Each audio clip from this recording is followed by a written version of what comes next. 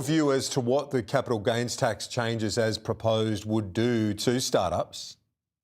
Yeah, for sure. I mean, there's a lot of talk of startups in Australia that are able to relocate overseas, and there's a lot of discussion about whether or not they should do that.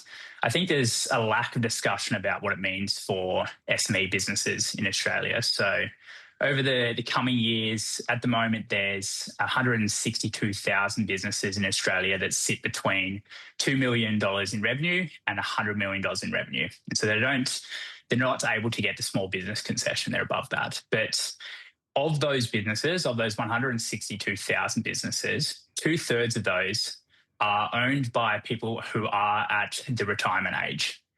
Of those people, 2/3 of them don't have a succession plan. So they're looking to retire in the coming years and they don't have a place for their business. And so they're likely to then sell that business to someone else.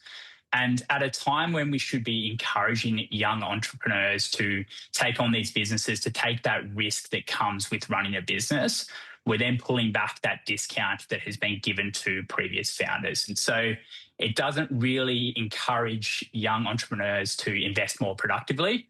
Instead, it encourages them to continue to invest in unproductive assets like real estate. Do you take any solace in the fact that the government's talking to startups as part of a compromise, or does that not go far enough in terms of the concerns you're raising?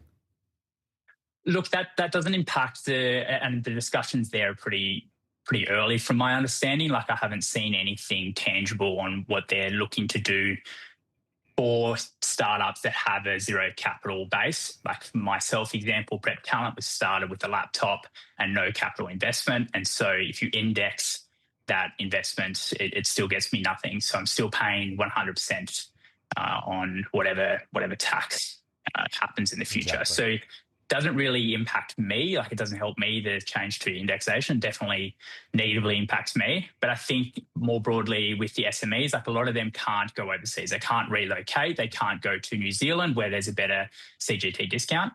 And it looks like from the discussions that have been had with startups, it doesn't really apply to the traditional businesses, your mum and dad kind of shops that are owned by everyday Australians. So in terms of where to from here, I read to Andrew Charlton a statement from female founders urging a rethink. I guess you would share a similar view, Archie. You want the government to pause on this, at least, and rethink as it pertains to SMEs. Yeah, and I think I understand the position where they're wanting to address the house pricing issue in Australia. And so it makes sense that they consider changing how CGT is treated for houses. The problem with what they've done in the budget so far is that they've applied those changes across all asset classes, whether they're productive or unproductive. So my position is that you should be encouraging people to take that risk and invest in productive assets. And so I think they need to take a moment to think about how they can structure this in a way that it does help the house price issue, but doesn't then also negatively impact those business owners as well. Archie Sampson from Prep Talent, thanks so much. We wish you all the best with your business and enterprise. Thanks for the time today, Archie. Thanks very much. Cheers. Coming up